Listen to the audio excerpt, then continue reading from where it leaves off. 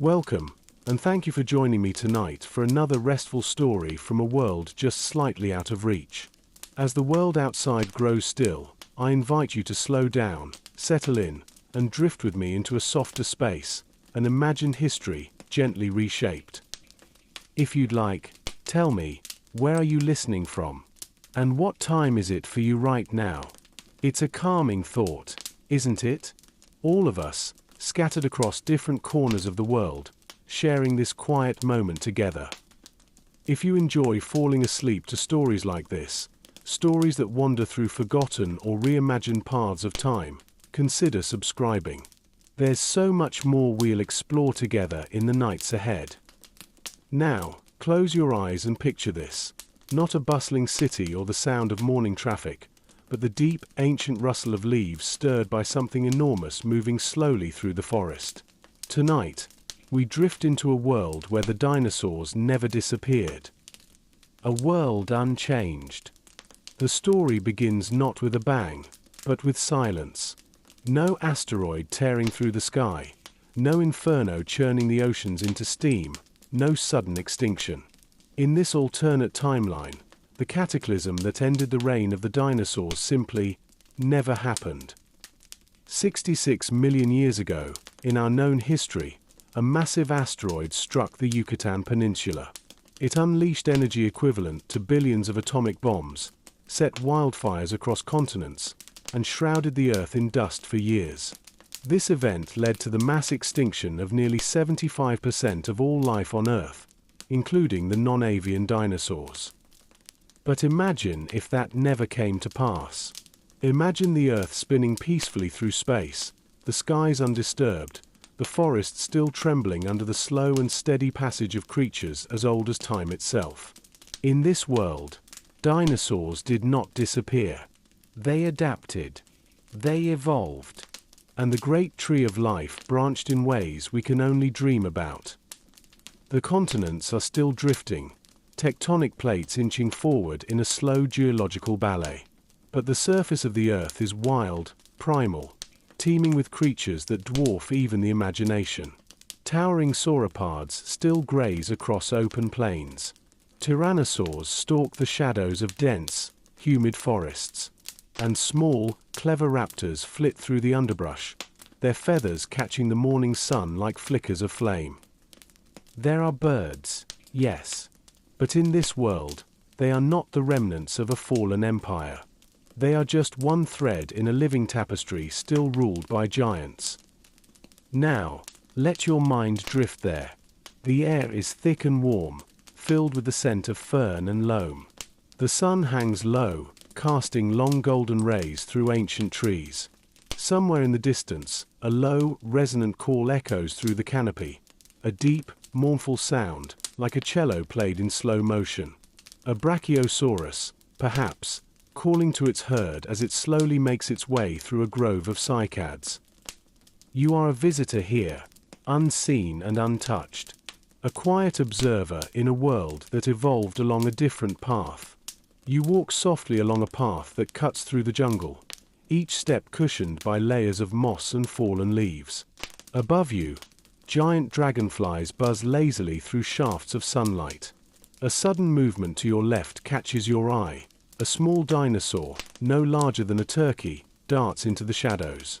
It blinks at you with intelligent eyes before vanishing into the underbrush. In this version of Earth, mammals did not rise to dominance. They exist, yes, but in the margins, clever scavengers, small and quick, adapted to a world still ruled by reptilian monarchs. No humans, no great cities, no skyscrapers of steel and glass. Civilization, as we know it, never emerged. But life is no less rich, no less beautiful, just different. You find a clearing. It opens up like a breath after the closeness of the forest. In the center, a still lake reflects the sky. At its edge, a family of hadrosaurs drinks cautiously. They lift their heads in unison at a distant noise. A rustle, a snap, the sound of something large, approaching. But the moment passes. The hadrosaurs return to their drink, their backs marked with shifting patterns of green and ochre. This is not just a vision of Earth frozen in time. It is a living world, always moving, always changing. Over millions of years, the dinosaurs continued to evolve. Some became more intelligent, others more specialized. The oceans, too, remained wild. Giant marine reptiles still roam the depths, alongside ancient species of fish and coral reefs bursting with color and life. Imagine the implications. In this world, evolution followed a path not toward us, but elsewhere. Dinosaurs, never interrupted, diversified into astonishing forms. Some grew smaller, learning to navigate treetop canopies and glide from branch to branch. Others adapted to colder climates, developing thick coats of feather-like scales. A few, perhaps, even developed rudimentary social structures, learning not just to survive, but to cooperate. Would intelligence arise again? Perhaps. Not in the same way. Not with stone tools or written language. But maybe with song, with dance, with ritual. A raptor species gathering in moonlight to communicate through calls passed from parent to child. Not civilization as we know it, but something still rich with meaning. Now, as you stand at the edge of that lake, watching the ripples fade into stillness, imagine what it feels like to live in that world. A place where the ancient past never ended. Where the earth hums with a different rhythm, slower, deeper, older. The sky darkens slightly as clouds roll in. The air grows cooler, touched by the scent of distant rain. Somewhere far off, a thunderclap rolls across the plains. Not from war or machines, but from the sky itself. Nature speaking in its oldest language. And in that moment, everything feels still. Not empty, but whole. Complete. The dinosaurs never left. They never needed to. An earth of endless giants. The night arrives slowly in this alternate earth. It does not rush. It unfolds like a soft breath, exhaling warmth from the land and welcoming shadows that stretch across the ancient forests. You remain in the clearing by the lake, your body still and your mind quiet, watching as the stars begin to emerge above. The constellations are familiar, yet different. No satellites blink across the heavens. No airplanes pass overhead. The only lights in the sky are stars, and the occasional glimmer of fireflies rising lazily from the reeds. Somewhere nearby, a low rustling disturbs the undergrowth. You do not startle. This world is not hostile. It simply is. You are not prey, not predator. You are a guest. The rustle grows louder, then stops. A moment later, a large form steps into the clearing. Moonlight touches it gently. It is a triceratops, calm, powerful, ancient. Its 3 horns catch the light, casting shadows on the earth as it surveys the lake with large, steady eyes. It is not alone. Behind it, another emerges. A young one, smaller, still covered in downy protofeathers along its spine. The adult moves with slow confidence, and the juvenile follows, occasionally nudging at the plants with curiosity. They move to the lake's edge and drink, just as the hadrosaurs did earlier. Their reflections ripple gently across the surface. In our reality, this species disappeared millions of years ago. But here, the Triceratops lineage endured. It adapted, thrived. In some regions of this world, Triceratopses have become the dominant grazers, spreading across continents in slow, migratory herds. Their numbers keep the vegetation in balance. They leave trails of flattened grass and rich, fertilized soil in their wake. They are not relics. They are engineers of the ecosystem, as vital to this world as bees are to ours. The world feels older here, not just because it is inhabited by ancient beings, but because it remembers. Without human interference, without cities and smog and noise, the land holds memory differently. The trees are taller. The rivers run wilder. Volcanoes still shape islands, and glaciers still breathe at the poles. But the story of life is uninterrupted. Now, imagine the landscapes of this world. The continent we know as North America is still roughly in the same place, though without industrialization or large-scale farming, its natural features are preserved and vast. Great herds of herbivorous dinosaurs cross open plains in seasonal migrations. They move slowly, their paths dictated by instinct, by memory, by the invisible lines of ancient trails etched into the ground over millions of years. Along rivers, long-necked sauropods graze on the tops of trees, their movements deliberate and serene. Picture them wading through water, each step sending ripples outward. Dragonflies the size of your hand dance through the air, catching the last light of dusk. Smaller dinosaurs, some feathered, some scaled, move among the reeds, watching, waiting, feeding.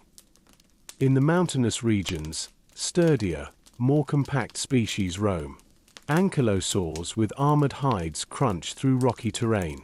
Packs of intelligent dromaeosaurs, relatives of the velociraptor, hunt in coordinated bursts, using clicks and chirps to signal each other. They are not monsters. They are not mindless killers. They are part of the balance. They hunt only what they need, leaving the land intact. Off the coast, the oceans of this alternate Earth teem with life from another age. Plesiosaurs glide through deep currents like living submarines. Ichthyosaurs with eyes as large as dinner plates follow schools of fish through submerged valleys. Coral reefs thrive in unpolluted waters, stretching for miles beneath the surface, home to creatures both familiar and forgotten. In this world, evolution did not stop. Dinosaurs diversified into astonishing forms. Some took to the skies not just with wings, but with intelligence.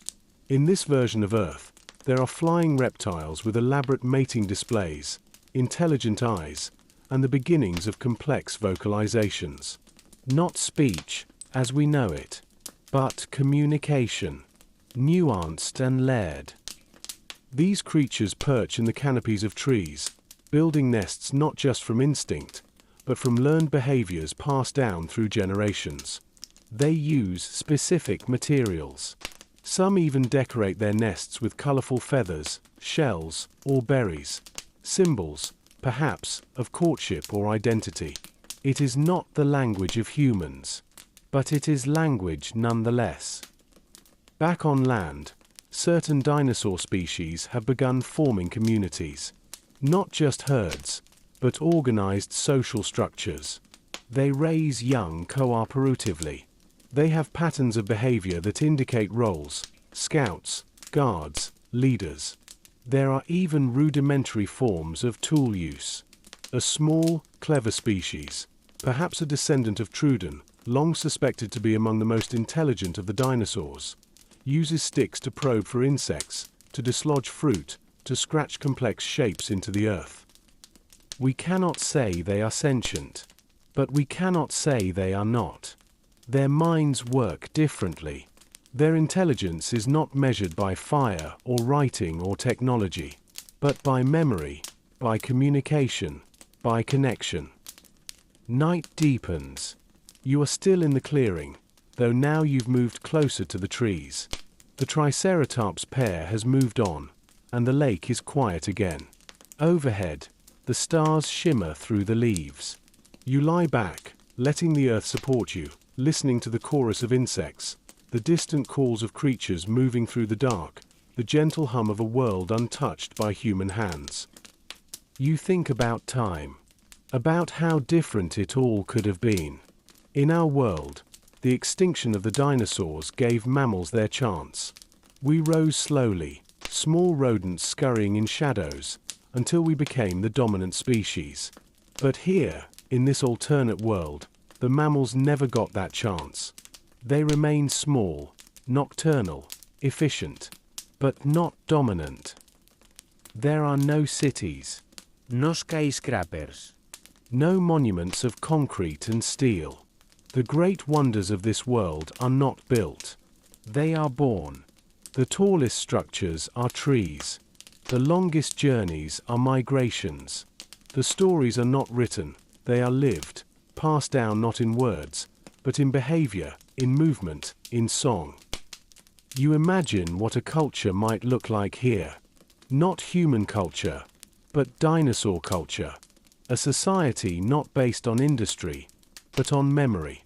Perhaps there are territories passed down through generations, not marked by flags but by scents and calls. Perhaps there are gathering places, seasonal events, rituals. It would be arrogant to assume only humans could form such things. Evolution does not repeat, it innovates. In some parts of this world, early signs of domestication appear. Not in farms or tools, but in relationships. A certain species of herbivore follows a predator pack, cleaning its hide, alerting them to danger. The relationship is mutual, not coerced. A kind of trust forms. It is not ownership. It is alliance. Elsewhere, two species forage together, warning each other of danger, learning from each other's patterns. Over generations, these behaviors become tradition. Passed down, honed, adapted. And what of music? What of art? We do not know. But some species develop complex calls, with regional variations. Songs, perhaps, or maps, encoded in sound. Other species create markings in the dirt, not random, but patterned. Symbols, messages, identity. This is not our civilization. It is not even our world. But it is a world that might have been. A path not taken. And as you lie beneath the stars, listening to the life around you, you realize something simple and profound. This world is not less than ours. It is not incomplete. It is simply different. And in its difference, there is beauty. The civilizations that might have been. Dawn begins slowly in this ancient world. It seeps into the horizon, not with urgency, but with grace, like a canvas being gently lit from behind. The sky turns pale blue, and the chorus of the night shifts to the whispers of the morning. The creatures that ruled the dark withdraw into their hollows, while others, drawn to the warmth of the sun, begin to stir. You awaken to the soft light filtering through dense foliage. Dew glistens on enormous ferns. Somewhere above, a branch creaks as something large and feathered moves with practiced ease. It's a creature evolved for the treetops, agile, alert, alive with curiosity. It peers at you for a moment with bright, thoughtful eyes, then disappears into the canopy. In this world, untouched by human civilization, the rhythms of life follow ancient songs. Yet, even here, you begin to see the glimmer of something familiar. Not cities, not technology, but something deeper, structure, memory, intention. Let us follow one of the more intriguing developments in this world, the rise of a sentient species descended not from primates, but from dinosaurs. Somewhere in the dense forests of a continent shaped by time, evolution has taken a bold step. A lineage of feathered theropods, small, bipedal predators, have slowly, over millions of years, developed traits that echo our own. Not physically. They are not shaped like us. Their hands have clawed fingers, their eyes sit on the sides of narrow skulls, and their bodies are built for balance and speed, not for upright walking. But their brains, those have changed. Their cranial cavities have expanded. The regions associated with memory, problem-solving, and coordination have grown more complex. Over generations, they've developed rituals. Not religious in the way we understand, but rhythmic, patterned behaviors that serve as communal bonds. They gather not out of fear or instinct, but out of tradition. Around rocky outcrops in the forest, they mark the stones with scratches, always in threes. A symbol, a signal, We can only guess. These beings, let us call them saurians, live in loosely organized clans. Their nests are built with precision, protected by thorny bushes and concealed with carefully placed leaves. They raise young cooperatively, with multiple adults caring for a single clutch of eggs. And they speak. Not with words, but with layered vocalizations, clicks, whistles, and pulsing calls that vary by region and group. A traveling saurian's call might be subtly altered when entering a new territory, the way a human might change accent or tone to signal familiarity. They learn. They remember. They mourn. On one occasion, a young member of the group is lost, taken by a predator in the night. The next morning, the clan returns to the spot. They do not feed. They do not call. They sit in a circle for hours, unmoving, surrounding the place where the scent of their fallen kin lingers. Then they leave, but not before each one touches the ground once with their snout, pressing gently, as though saying goodbye. This is not anecdote. It is behavior passed down. And over time, it forms a culture. Elsewhere on the planet, in wide, sweeping plains where sauropods roam like mobile mountains, another society exists, one based on movement. These are large, semi-intelligent creatures, perhaps descendants of hadrosaurs, who use subsonic calls to communicate over vast distances. Their migrations are not random. They follow paths aligned with seasonal blooms, water sources, and celestial markers. These creatures do not build. They do not need to. The land provides. But they remember. Grandmothers walk at the edges of the herd, recalling rivers from generations ago. Younglings mimic the star calls of the elders, learning the map not with eyes, but with song. Their civilization is migratory, oral, slow, but just as valid. If they were to paint, they would do so with scent. If they were to sculpt, they would do so with movement. And if they were to dream, it would be in rhythms, not words. Now, travel with me to the coasts, where intelligent aquatic reptiles have formed something even stranger. In underwater caves, families of plesiosaurs cluster. Over time, they've developed a symbiotic relationship with smaller creatures, fish that clean their skin, mollusks that signal danger by flashing colors. This underwater culture is rich in gesture. Movement patterns have meaning. A tilt of the head signals welcome. A spiral dance marks the birth of a calf. The deeper the ocean, the more layered the language. But it is in the shallows that we find something remarkable. In one lagoon, a group of these beings has begun to use tools. Stones are placed atop spiny sea urchins to prevent overpopulation. Coral branches are used to dig into the sand for buried prey. And in one case, a large, smooth shell is carried from place to place. Not used, not eaten, just held. It is passed between individuals, carried for miles. When it is lost, a mournful wail echoes across the cove. Was it a symbol? A memory? A sacred object? In our world, such behavior would be the beginning of religion, of art, of story. So we must ask, what is civilization? Is it only towers and roads?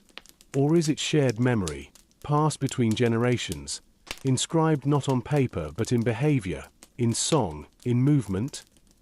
In this world, the dinosaurs never vanished. And so, intelligence, true, self-reflective intelligence, emerged not in one place, but in many.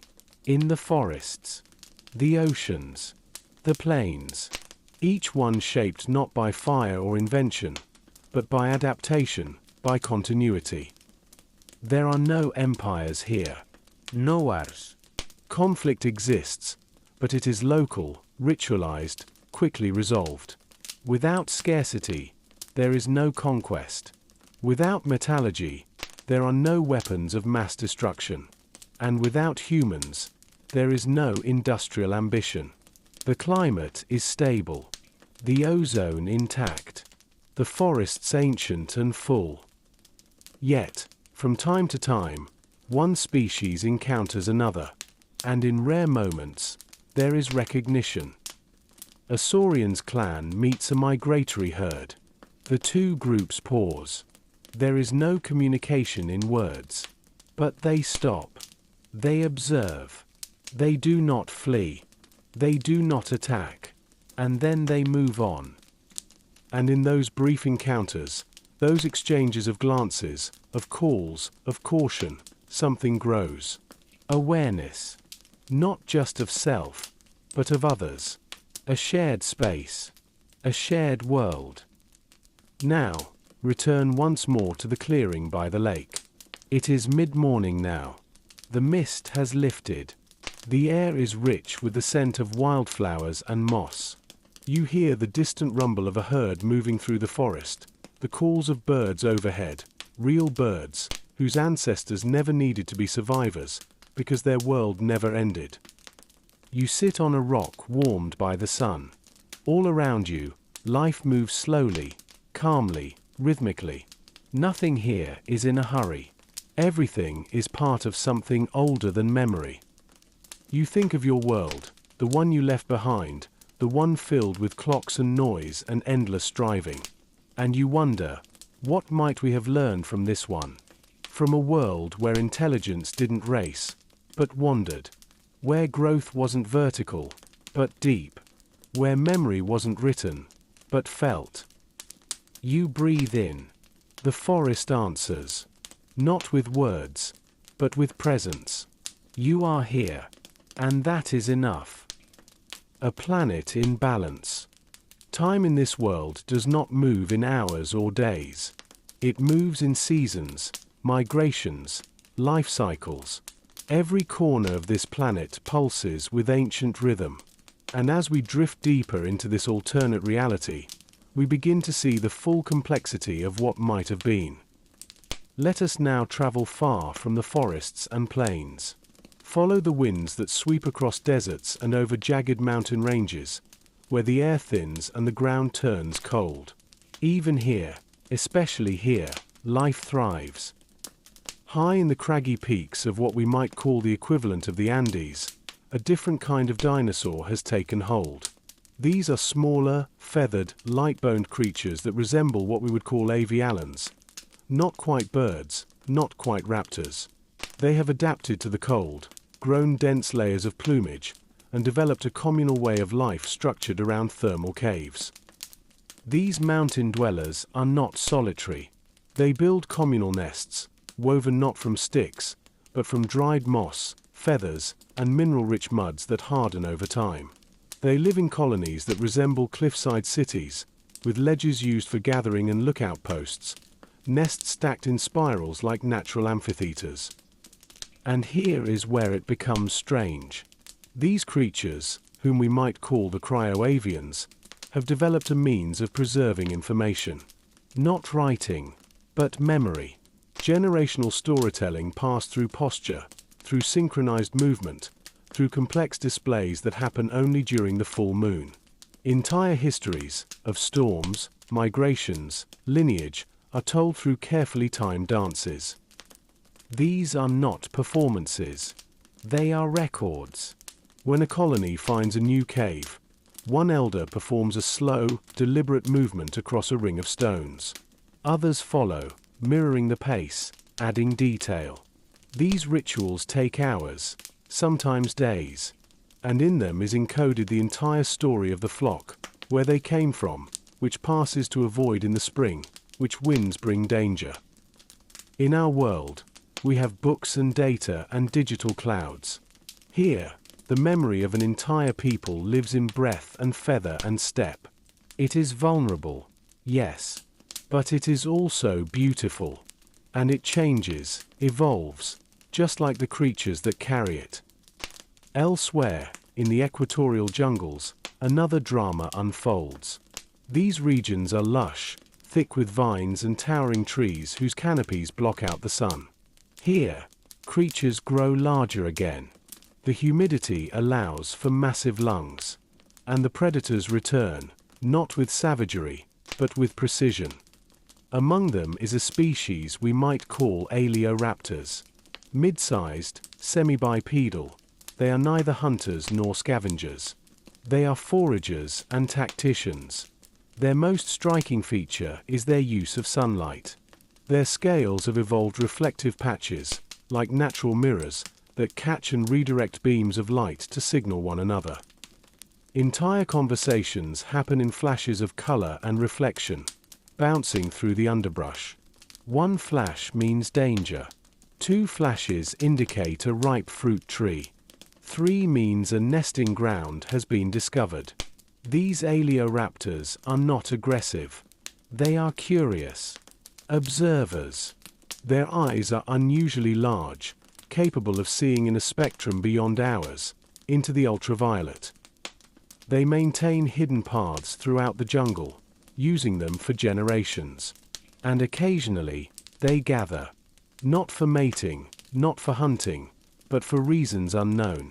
Perhaps to share discoveries. Perhaps simply to exist together for a while.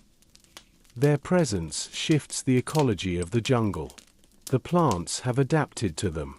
Certain vines flower only when scraped by their claws. Some fruits drop only after a pattern of vibrations known to the Aleoraptors. What does this mean? That in this world, evolution is not simply about survival. It is about relationship. Everything is in dialogue. Everything has a role. Even the fungi. In the temperate rainforests of what we might consider a Pacific coastline, something incredible has occurred. A fungal network has developed that spans hundreds of miles, intertwining with the roots of giant trees and the burrows of small feathered dinosaurs. It is not sentient, but it is responsive. When certain chemicals are released by nesting dinosaurs, signaling stress or sickness, the fungi shift, growing more rapidly near the source, releasing spores that attract insect predators of disease. Some creatures appear to be drawn to the fungi. A small nocturnal species, covered in soft fuzz, sleeps near the glowing patches of fungal bloom. It is unclear whether they use the fungi as medicine, as warmth, or for something else entirely. What matters is the pattern, the integration. Life here is not isolated. It is interwoven. Let us now look up, far up, to the skies. In this alternate Earth, flight did not belong solely to birds. Pterosaurs, which in our timeline faded away with the dinosaurs, continued to thrive. But they evolved. In coastal cliffs, we find massive winged reptiles, intelligent, long-lived, and deeply social. They live in matriarchal clans. The oldest female in each group leads migrations, remembers nesting sites, and settles disputes through intricate aerial displays. These displays are not aggressive. They are balletic, rituals that can last hours, in which 2 or more pterosaurs mirror each other in complex loops and spirals. They build no nests. Instead, they use cliffside alcoves softened with kelp and seaweed, which they gather from the ocean below. They feed on fish, yes, but also on shellfish, which they drop from great heights to crack open. And here's the most astonishing part. They have a tradition. Every year, during the longest day, they fly inland, not to hunt, not to mate, but to gather at a specific plateau. There, hundreds of them fly in circles, their wings flashing in the sun, making no sound. They simply fly. 4 hours. No one knows why. Perhaps it is a celebration of the sun. Perhaps a marking of time. Perhaps something deeper. Whatever the reason, it is coordinated, shared, and remembered. That is what defines this world. Not dominance. Not conquest. But memory, passed not through tools or texts, but through the living bodies of creatures who have never stopped evolving. We often define civilization as the building of things. But in this world, civilization is the deep continuity of being.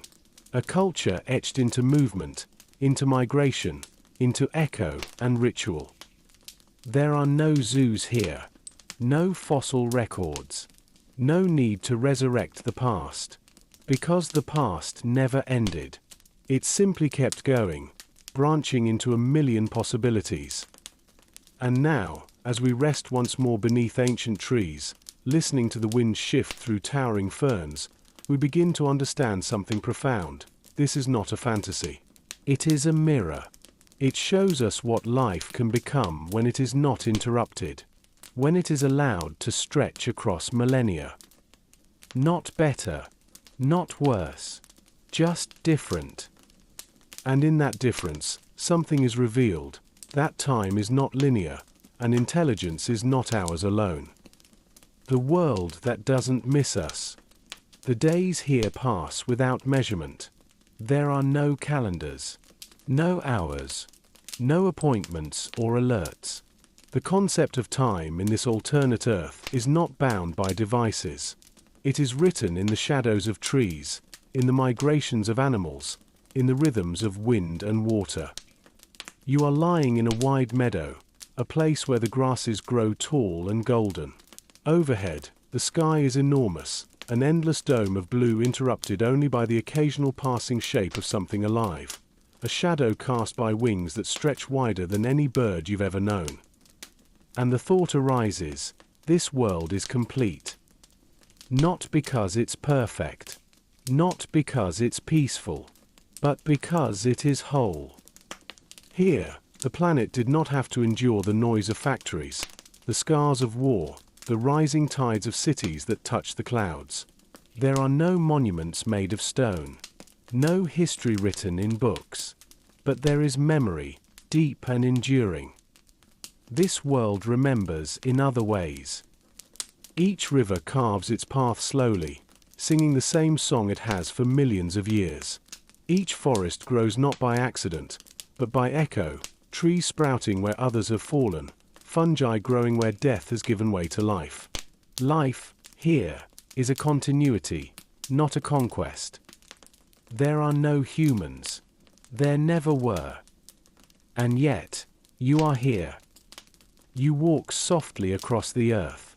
The ground is soft beneath your feet, untrampled. Each step you take presses gently into soil shaped by centuries of hooves, claws, roots. You feel the breeze move past you like a memory not meant for you, but shared nonetheless. It's easy to believe, in your world, that humanity is the center of everything. That thought is not vanity, it's habit. We are born into a culture that teaches us that history begins with us. That meaning comes from being aware. That without observation, the universe is silent. But here, in this world, the silence is not empty. It is sacred. It is full of voices that do not need to speak. You pass through a grove of cycads. A soft rumble reaches your ears, not threatening, but grounding. It is the sound of movement, deep and slow. A herd of stegosauruses grazes peacefully among the foliage, their plated backs catching glints of sunlight like armor forged not for battle, but for beauty.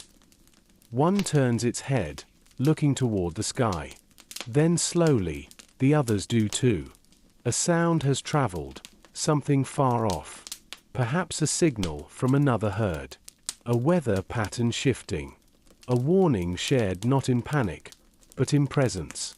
These creatures live by sensing the world in ways we've forgotten. Further on, near a wide delta where water meets land in a shifting tapestry of reeds and mudflats, you see another scene. A group of mid-sized aquatic dinosaurs, perhaps something like spinosaurids, gather at the edge of the water. They are fishing, but not with aggression. Instead, they work together, forming a semicircle that gently guides a school of fish into shallows. It is efficient, but not hurried. This is not dominance. It is rhythm, a way of being shaped by the needs of the land, not the wants of a species. You sit quietly and observe, and the thought comes again, this world does not miss us. Not because it is cruel or indifferent, but because it never knew us. And that is a kind of mercy. We often fear a world without people. It feels like loss, like silence. But here, silence is not absence. It is belonging. It is the natural state of a planet that was always full, even without our footprints. There are echoes of us, though, not in structures, but in parallels. A group of raptor-like creatures moves through the underbrush. They are sleek, alert, cooperative. One pauses to scratch a mark on a tree, not random. A symbol, a direction, a reminder. We cannot know. But the gesture is deliberate, repeated by others. Elsewhere, in a clearing, a dying matriarch from a herd of ceratopsians lies surrounded by others. They do not leave her. They remain close, occasionally nudging her side, breathing together. When she passes, they stay for hours.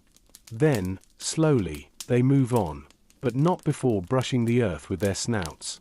A gesture we've seen before. There is grief here. Not human grief, but grief nonetheless. And joy. A young creature, small, feathered, wide-eyed, discovers how to roll down a slope covered in leaves. It does so again and again, chirping softly each time. Eventually, two others join. They take turns. They laugh, in the only way their kind knows how. There is play here. There is wonder. And maybe, just maybe, there is something like hope. Not the kind we speak of in elections or innovations, but the hope that life will continue, that existence will find a way to express itself over and over again, in new forms. And isn't that what we're really searching for? Not certainty, but meaning. In this world, meaning does not come from language. It comes from relationship, from continuity, from presence. You spend a night in the open. Above you, the stars blaze. There are no artificial lights to dim them. No satellites tracing lines across the sky. Just the cosmos, wide and undisturbed. And you wonder, is this how the Earth was meant to be? Perhaps not meant. That implies intention. But perhaps, this is how it could have been. How it could still be, if we learn to listen instead of speak. To observe instead of claim. You close your eyes. The night sings around you. And for a moment, you are not human. You are simply part of the living world. Quiet. Soft. Whole. You are not missed. But you are welcome. When memory grows in soil, the sun does not rise with haste in this world. It slides gently across the horizon, as if reluctant to disturb the slumbering planet. Its golden light stretches slowly over the landscape, revealing what the night has veiled, a world not frozen in prehistory, but unfolding in its own strange, rhythmic bloom. You wake to birdsong, not the bright, sharp trills you know, but the deep, resonant hum of ancient throats that never had to compete with the roar of engines. Their calls pulse through the air like warm water, echoing off the trees, passing through the tall grasses, and sinking into the bones of the earth. You lie in a forest that stretches for thousands of miles, uninterrupted by roads or fences. The trees here do not compete for sunlight. They are not planted in rows or constrained by agricultural patterns. They are grown from memory, from a lineage that reaches back hundreds of millions of years. Each species knows its place, not from hierarchy, but from coexistence. The underbrush is not tangled. It is layered like a symphony, each plant and fungus a note in a composition designed not by intelligence, but by harmony. Around you, small dinosaurs move with quiet purpose. They are feathered, their colors soft and muted, adapted not for display but for balance. They chirp occasionally, short, subtle bursts that carry meaning not in volume, but in rhythm. These are not pets or relics or scientific marvels. They are the present. They are the now. And they do not regard you as an outsider. They do not regard you at all. You are not special here. And in that lack of specialness, there is profound relief. You begin to walk, your feet brushing the soft earth. Every step is absorbed into moss and soil, and the world accepts your presence without fanfare. There are no trails. No destinastions. But the land unfolds as you move, revealing valleys carved by slow, ancient rivers, glades where herds have slept, and trees whose trunks are etched with claw marks from species long since evolved. Each mark is a signature, a memory, a passage, not forgotten, but integrated. This world does not have monuments of stone. Its monuments are ecological, a tree grown from the remains of a predator's kill, a valley reshaped by generations of grazing sauropods, a river's bend altered by the slow erosion of a reptilian migration path that has existed longer than written language. As you move through this terrain, you begin to notice a subtle pattern. Certain clearings contain concentric circles of flattened grass, arrangements too precise to be accidents. You find one surrounded by tall flowering plants that bloom only at night. Another marked by stones, each carefully positioned, all of equal size. You are witnessing something difficult to classify. These are not nests. They are not feeding grounds. They are not random. They are deliberate, repeated, preserved. These are, perhaps, places of gathering. But for what? You wait. Hours pass. The sun crests the sky, then dips again. At dusk, they arrive, not in a rush, not with ceremony, but with calm, practiced coordination. They are a small, feathered species, no taller than your knee, with intelligent, forward-facing eyes and slow, fluid movements. They do not acknowledge you. They simply begin. One steps into the center of the ring and lowers its body. Another follows, then another. A circle forms, and then, slowly, they begin to sway. In unison. Left, right, pause. Right, left, stillness. The movement is hypnotic, rhythmic, purposeful. It is not a dance, at least not in the human sense. It is a transmission. This is how memory survives in a world without language.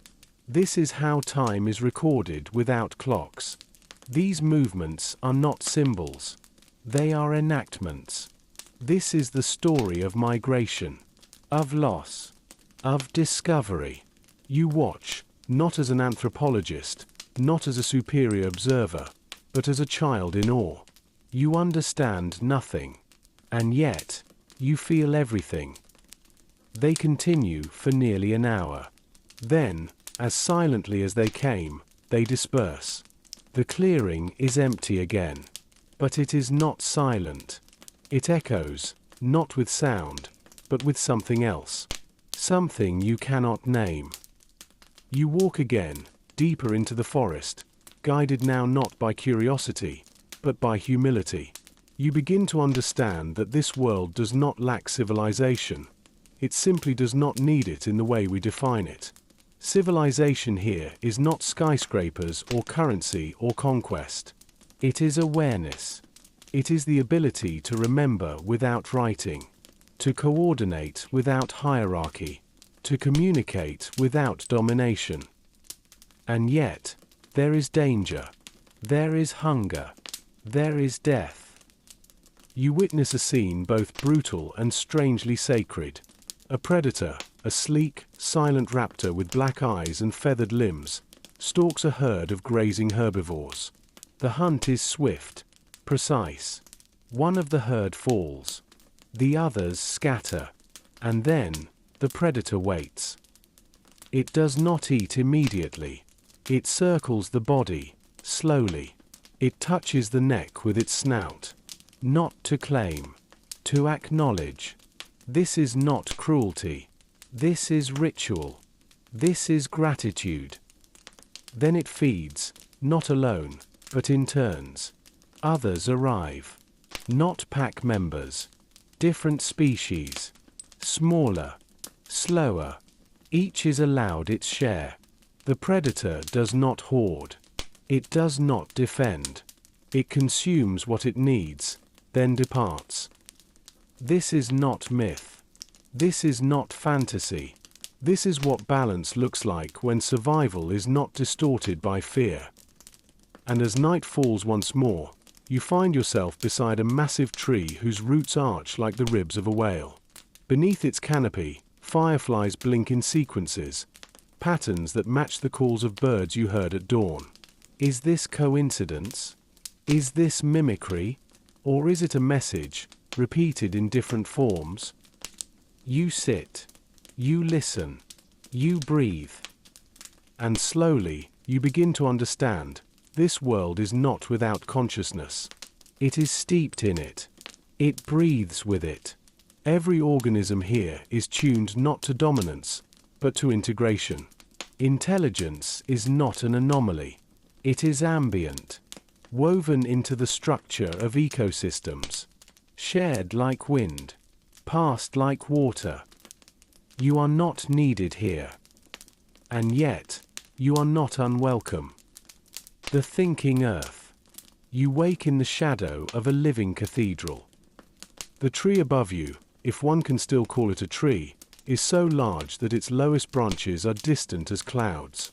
Its roots, woven into a vast web of support, reach across the forest floor like the spokes of a continent-wide wheel. Moss clings to its skin in thick emerald layers. Its trunk is not smooth, but carved by time and teeth, ancient bite marks from herbivores who fed here and then moved on, generation after generation. This organism is not alone. It is connected to others like it through vast fungal threads beneath the earth. One breath here causes vibrations in another grove hundreds of kilometers away. Every step you take is absorbed into a memory older than stone.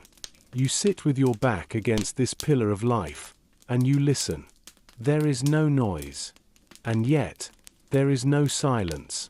The forest does not speak in sound. It speaks in stillness, in patterns, in rhythms. A group of creatures passes nearby. They move in formation, triangular, not linear. 3 adults at the front, flanked by 2 smaller, juvenile forms in the center. Their scales are layered with iridescent sheens, flickering between violet and copper as they pass through shafts of filtered sunlight. They are not running. They are not grazing.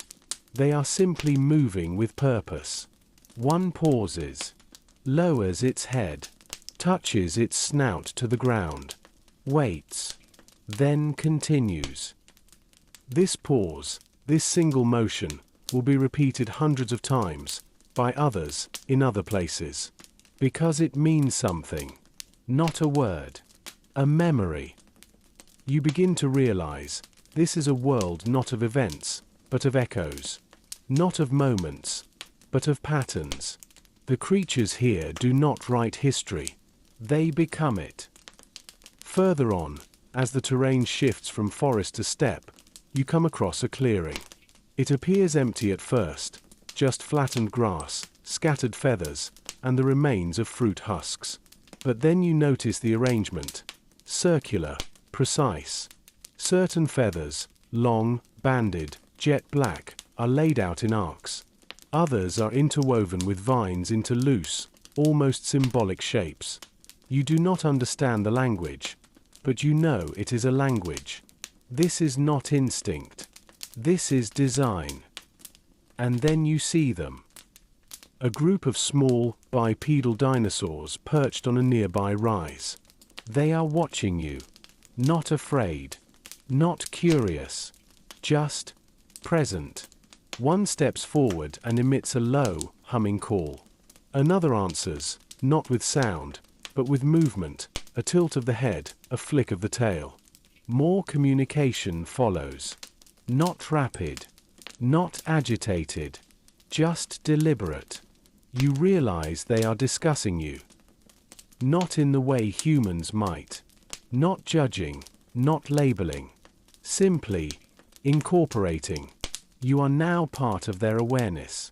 You are noted, remembered. And that is enough. You sit again. Let your breathing slow. Let your thoughts thin. You begin to wonder, what is thought in this place? What is mind? In our world, we tie consciousness to the brain, to neurons, to logic and vocabulary. But here, the mind is not confined to skulls.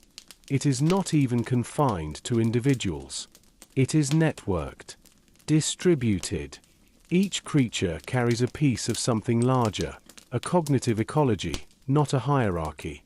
Ideas are passed not through words, but through behavior, through trail markings, through feather arrangements, through scent and shadow and migration.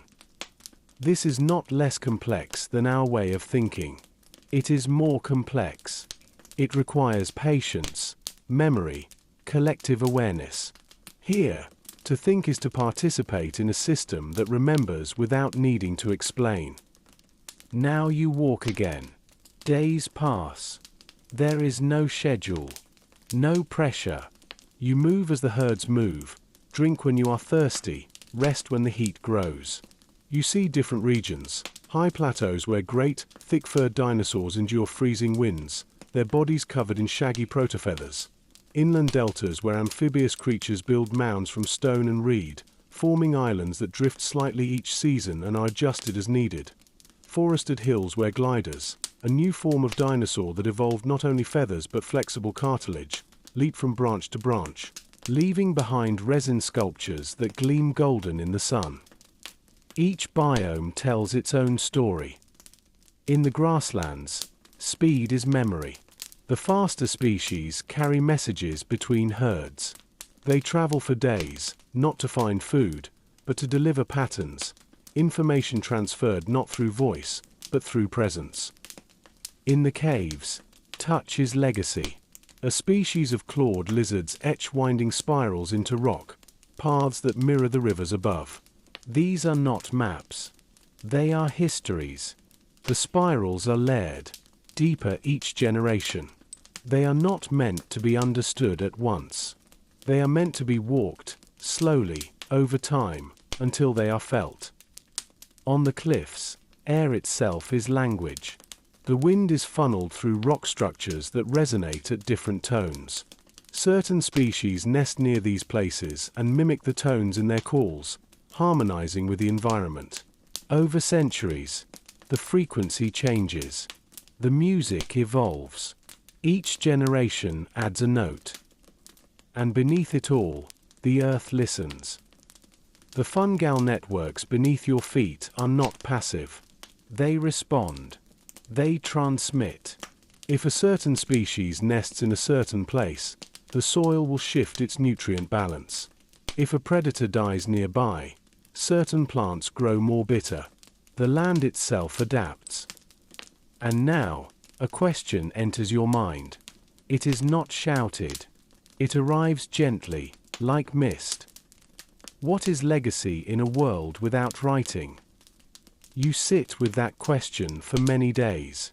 And slowly, the answer reveals itself, not as a sentence, but as a pattern. Legacy here is not what you leave behind. It is what you become part of. A memory is not a story told. It is a shape walked, a sound shared, a stone touched by claw, and then by feather, and then by the sun.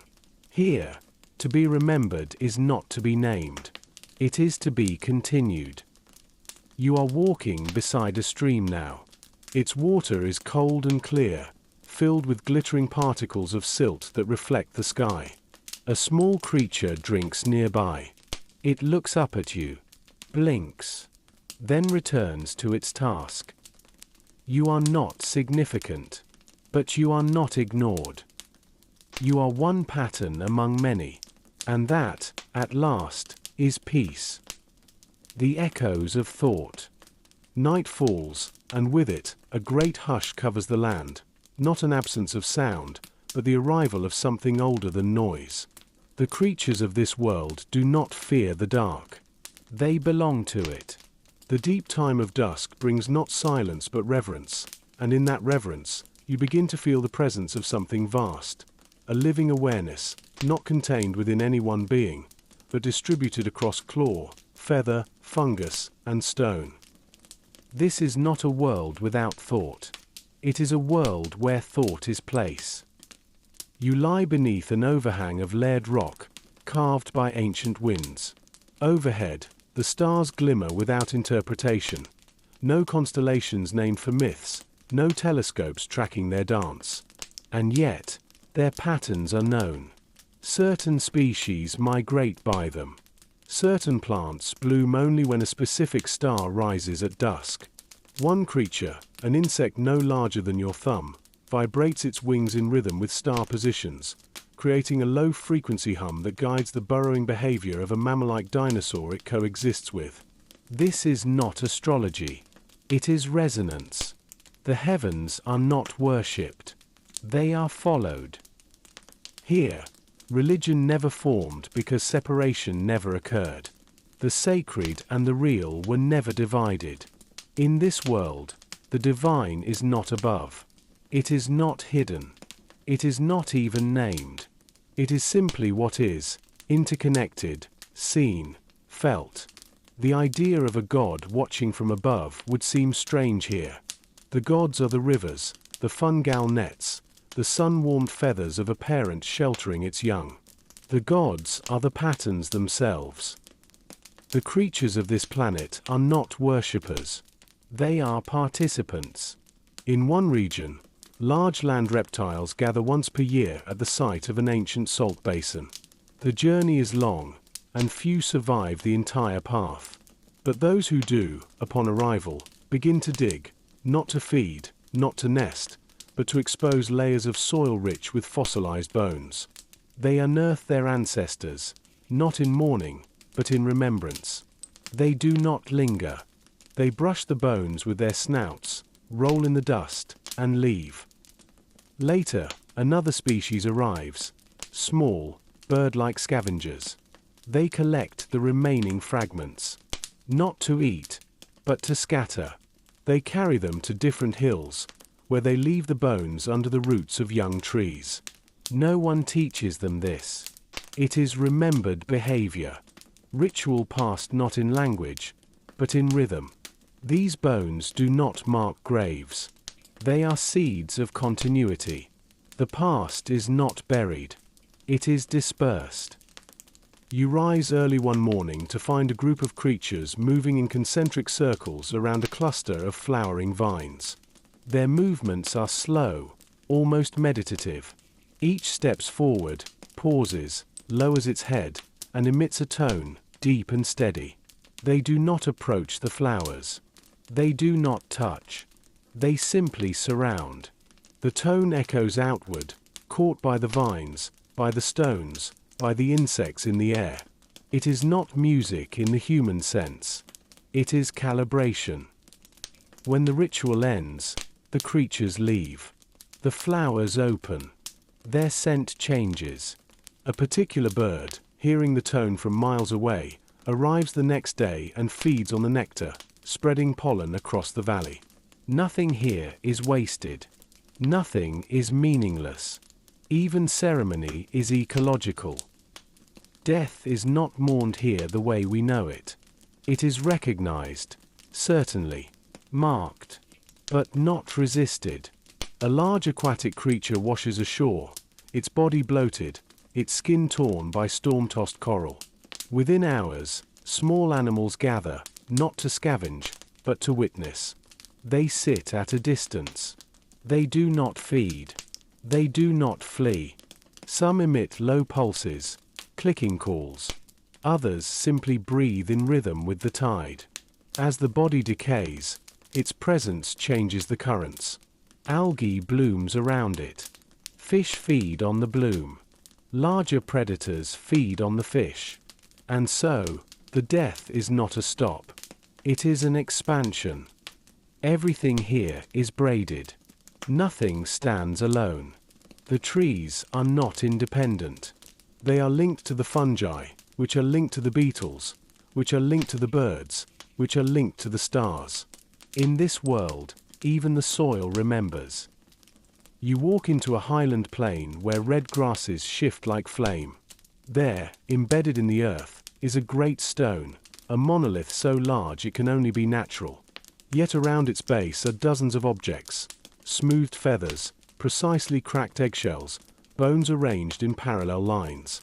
These were not dropped. They were placed. The monolith is a marker, not of territory, but of time. Each item is a record of an event, a drought, a birth, a fire, a storm. Not stories. Moments. You cannot read this, but you understand that it is being read. Each visitor adds one object. Each returns the next year to move another. Nothing is written, yet everything is remembered. This, you begin to see, is what a thinking world looks like. Not a world of factories or screens or noise. A world where thought is embodied, slow, shared. Where intelligence is not individual, but environmental. Every claw, every feather, every echo in a cave is part of a vast, distributed cognition that has never once forgotten itself. There is no need for mirrors here. Every being is already reflected in the ones around it. And now, sitting again beneath that same ancient tree, your thoughts finally quiet. You do not need to understand. You do not need to belong. You are already within. This world is not waiting to be discovered. It is not hoping to be saved. It is not lacking us. It is simply being. And in being, it thinks. Time that grows, time that breathes. You've stopped marking time. Days, hours, even seasons have softened into something more fluid, less linear, more cyclical, more alive. You've come to understand that time in this world is not measured by numbers, but by return. The return of a certain bird. The return of a tide. The return of a breeze that smells of distant salt, passing through inland ferns with a song older than bones. And here, time grows.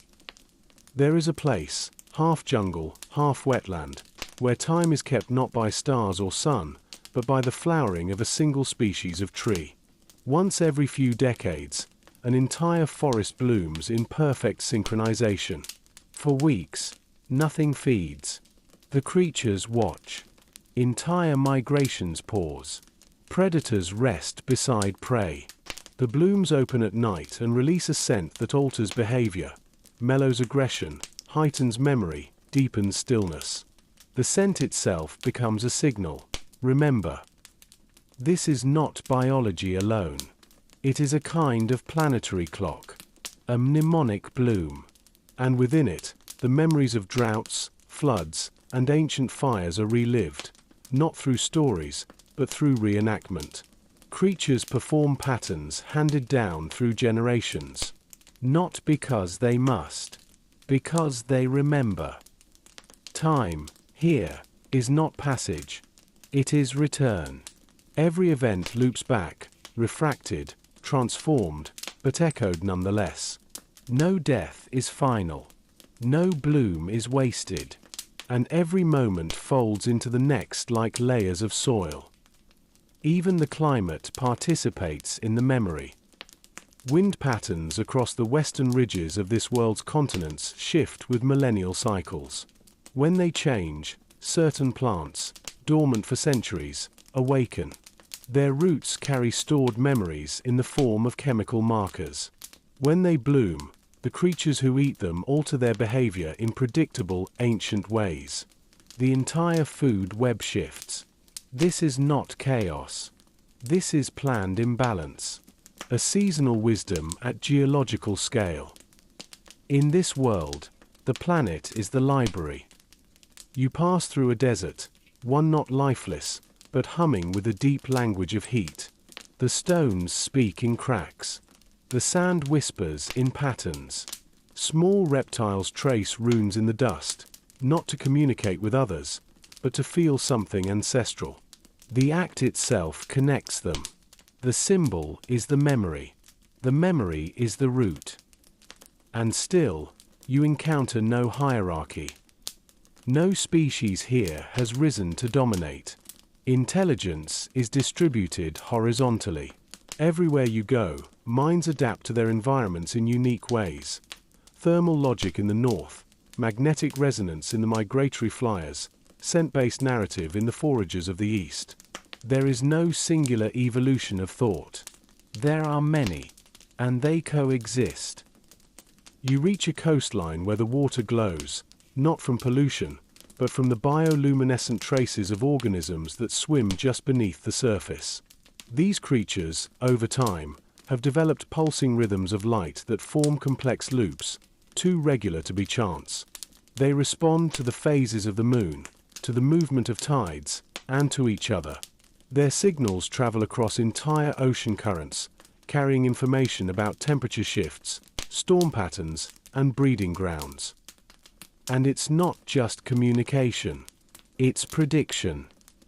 The light speaks to the coming future, to ice melting in distant poles, to volcanic murmurs below unseen rifts, to the rise and fall of ocean salinity.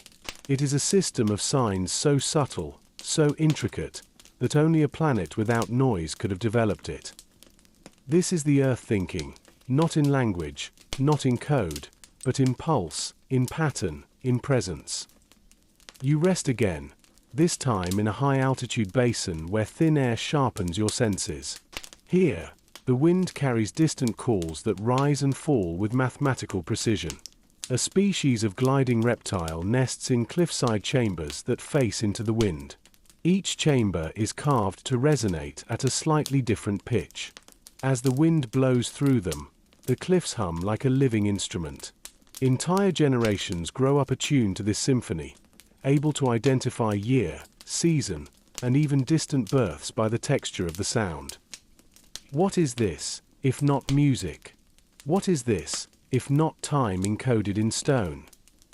And you realize, once again, that in this world, this long world, this wide, breathing world, every element participates in memory. Not as observer, as player.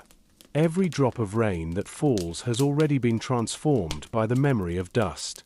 Every leaf that falls is not decay, it is testament. Time here does not move. It accumulates. You are part of that accumulation now, not as a witness, as an echo. And slowly, you begin to let go, not of awareness, but of authorship. You no longer need to name what you see. You simply see.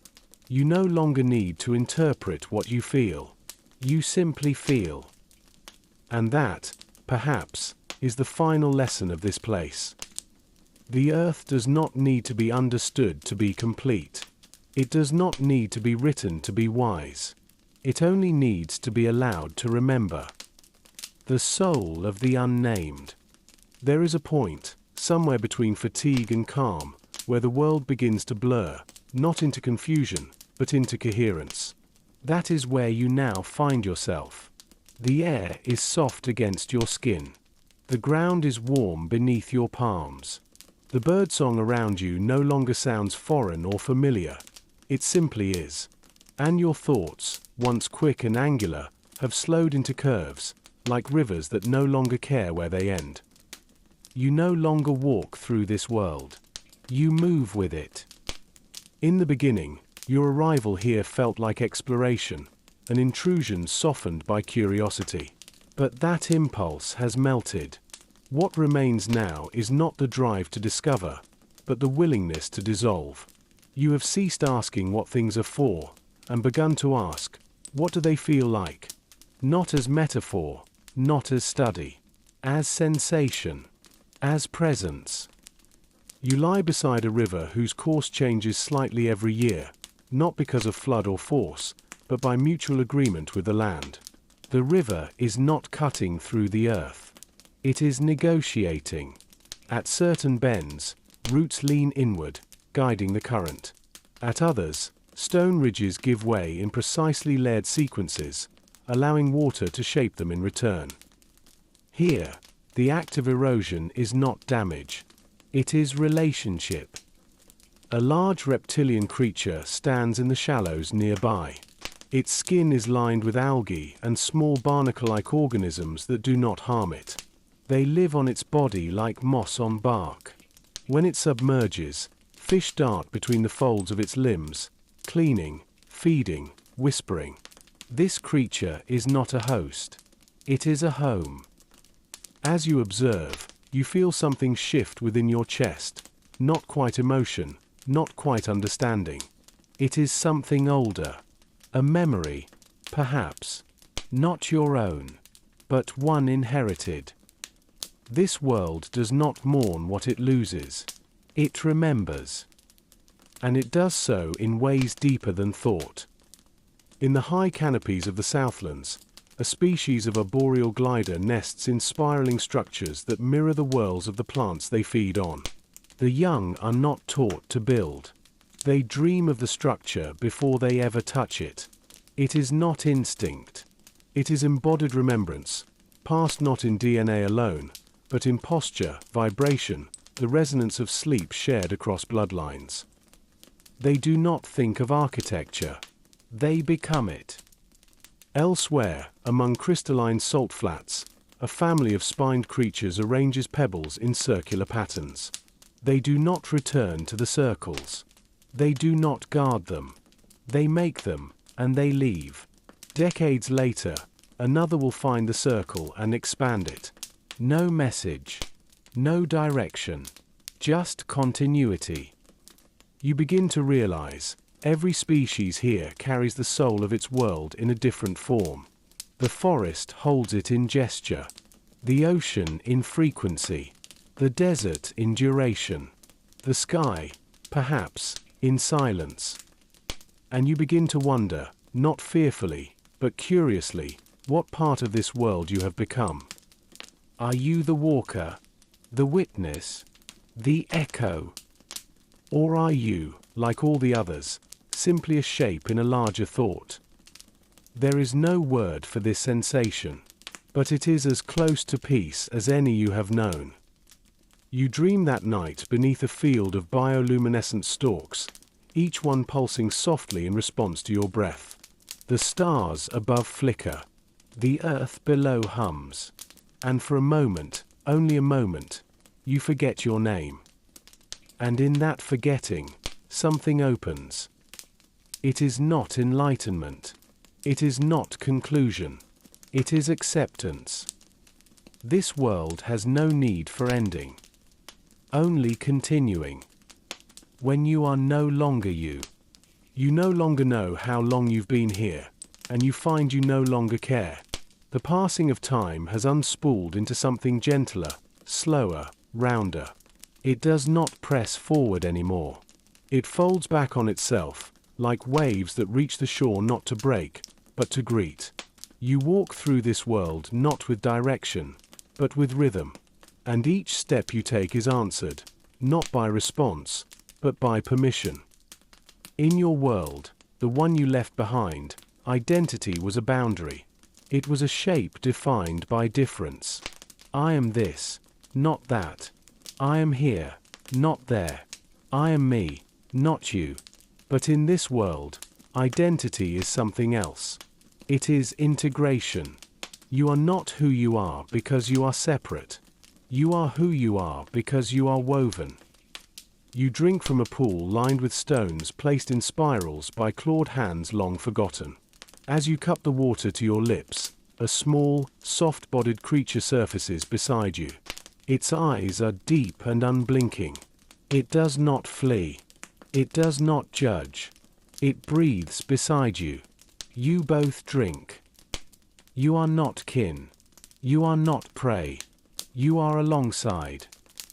And in that wordless bond, something begins to shift. You come to a valley where fog rests like breath. It clings to the roots of enormous trees whose trunks pulse slightly, as though they are thinking, not quickly, not urgently, but deeply. Among the roots, you see shapes, carved stone, smoothed bone, feathers arranged into waves. You do not know what they mean. And it does not matter. Meaning, here, is not yours to own. It is yours to feel. You sit, you breathe, and you begin to notice the trees humming. Not sound, not music, a resonance, a low thrum that echoes in the cavities of your body, your chest, your jaw, your hips. The trees are speaking to each other, and now, to you. They do not use words. They use recognition. The sound they make changes with the wind, with the weight of your breath, with the heat of your skin. It adapts. It welcomes. It remembers. You are not a stranger. You are simply unpracticed. This valley is not sacred. It does not need to be. It is present. And you are in it, not as visitor, not as witness, but as participant. You do not observe the ritual. You are the ritual. And what, then, is self? You watch a group of sky gliders take off at dusk. They launch from tall stone mounds, catch thermal drafts, and rise together in slow spirals. Their wings catch the last light of the sun, casting soft shadows on the land below. They do not fly in formation. They fly in intention. They are not traveling. They are remembering. The pattern of their flight is not a map. It is a thought, one shared across generations. You realize that if you were to sketch their motion over a year, it would form the shape of the valley below. Their wings redraw the land each season, not to change it, but to see it again. This is not performance. This is recollection. And you think, maybe this is what memory was meant to be, not an archive of what happened, but a practice of who we are becoming. Later, in a shallow basin filled with soft sediment, you see tracks. Dozens. Hundreds. They overlap, spiral, fork, merge. No one clears them. No one claims them. They are left as they are, as record, as song. Some are fresh, some are fossilized. Time lives here like roots, layer after layer, alive and sleeping. You add your own track. Not because it will be seen. Because it must be shared. Becoming the quiet. There is a kind of forgetting that feels like freedom.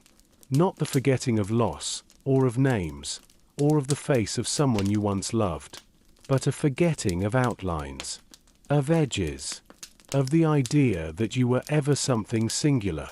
That forgetting is happening now, slowly, sweetly, like mist swallowing a hillside.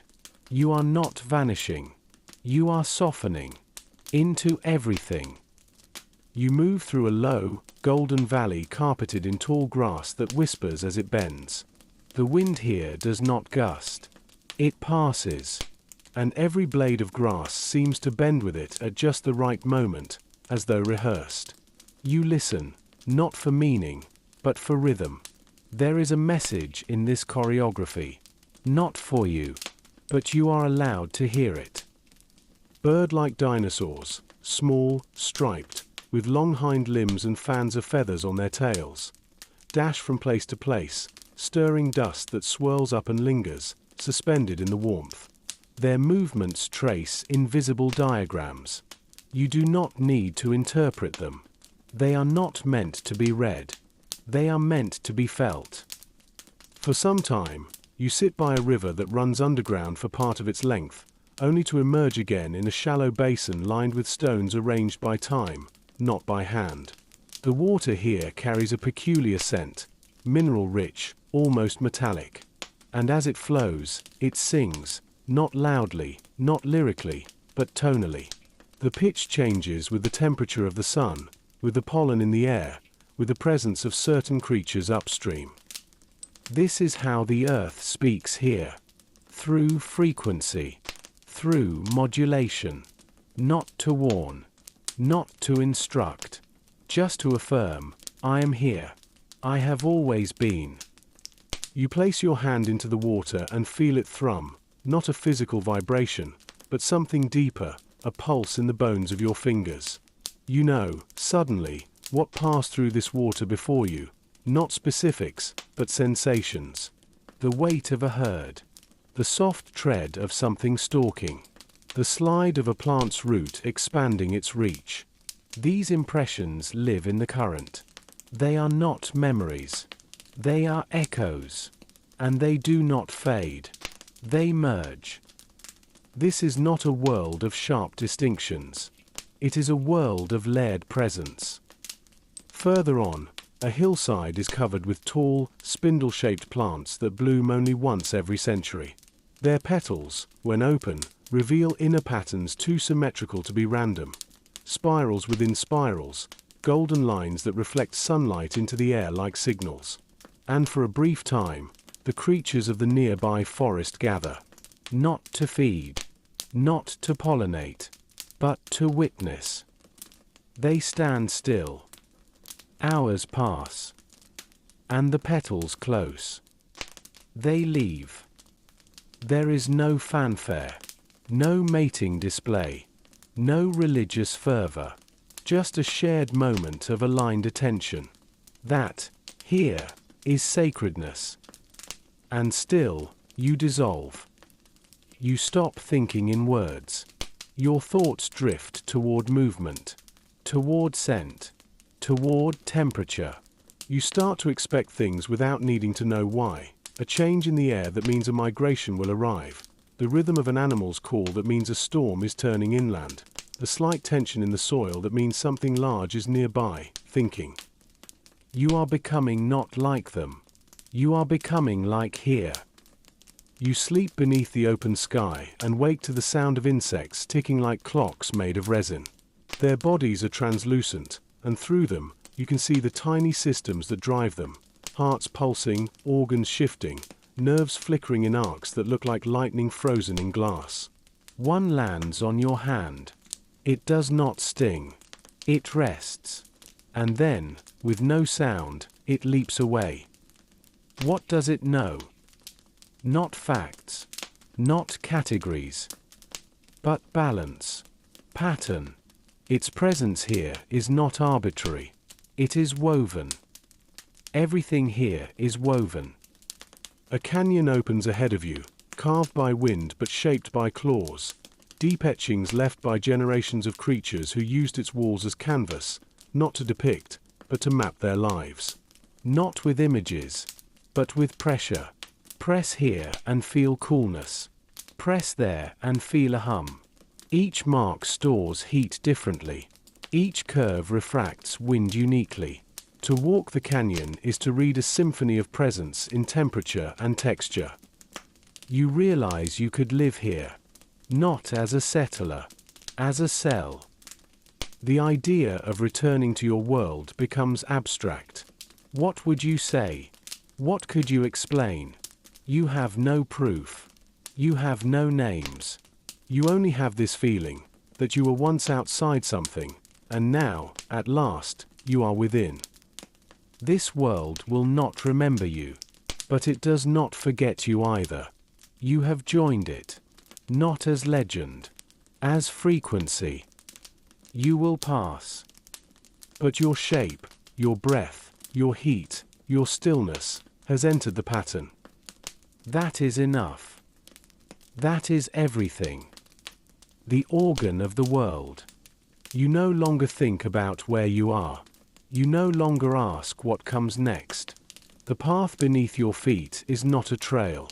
It is a current. A slow-moving river of soft soil, scattered leaves, and memory. Every step you take is not forward. It is downward. Into something deeper. Something less like travel, and more like integration. Your breath has changed. It no longer enters you, it flows through you.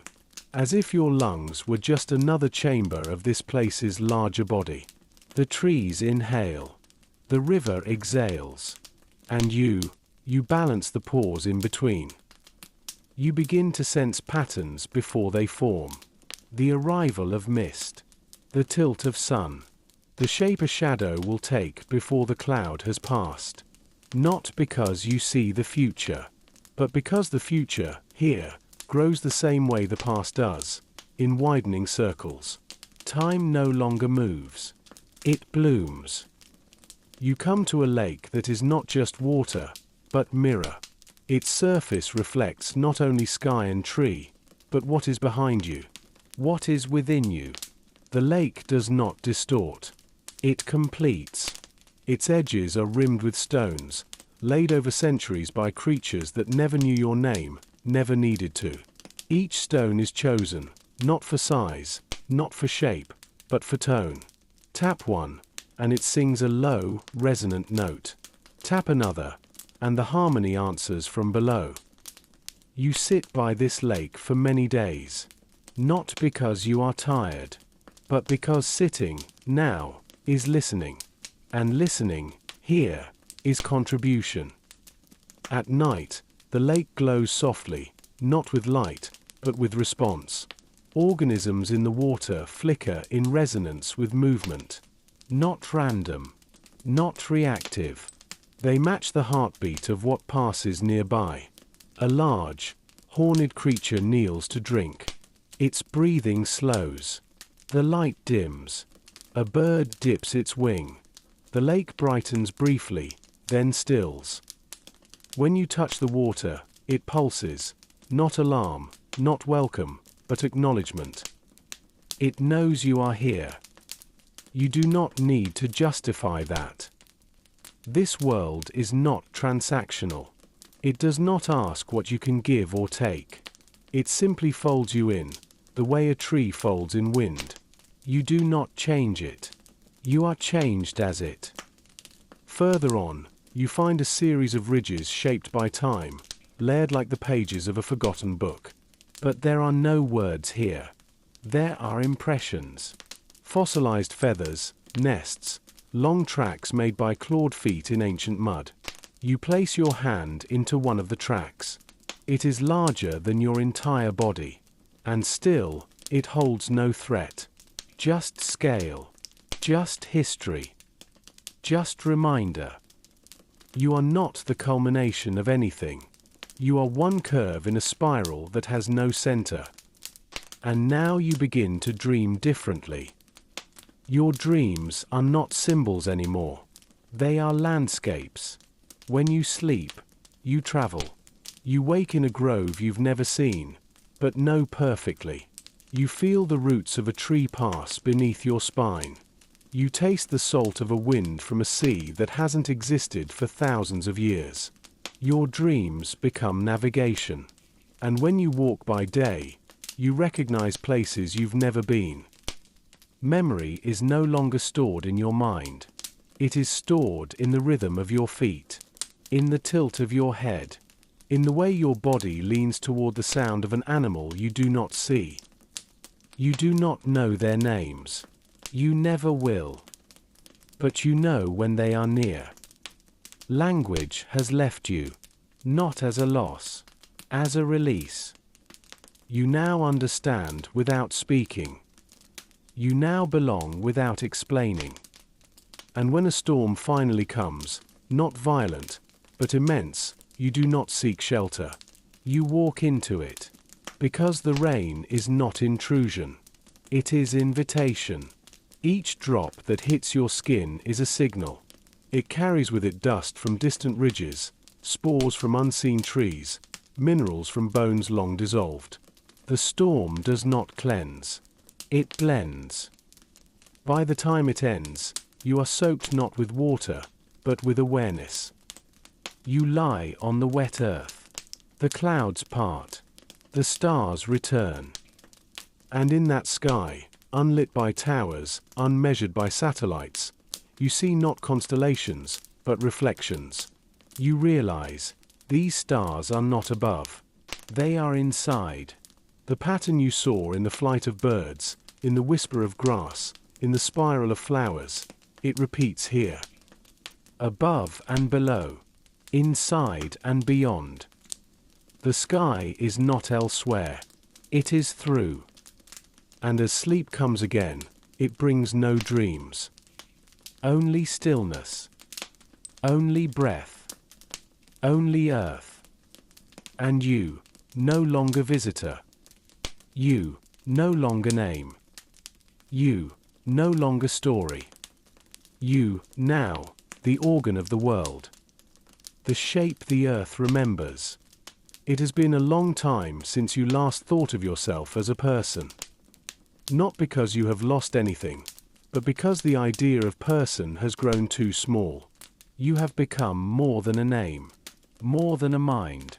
You have become a rhythm. The earth around you does not pause to admire this. It does not reward you. It does not recognize elevation. That is its grace. You are simply another pulse within its slow, patient song. You wake each morning beneath different skies, none of them alien, all of them remembered. The color of the air shifts with the scent of the wind, with the tilt of leaves, with the silent passing of things too large or too old for you to see. There is a creature you now follow, not with intent, but with resonance. A slow-moving, heavy-boned giant covered in moss and song. It walks in spirals. Always in spirals. Not because it is lost, but because its body is a compass for something deeper. The pull of memory is gravity.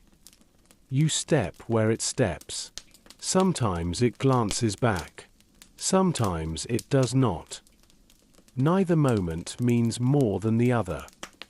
One night, you come across a clearing where a group of raptors, sleek, feathered, with faces like intelligent silence, sit in stillness.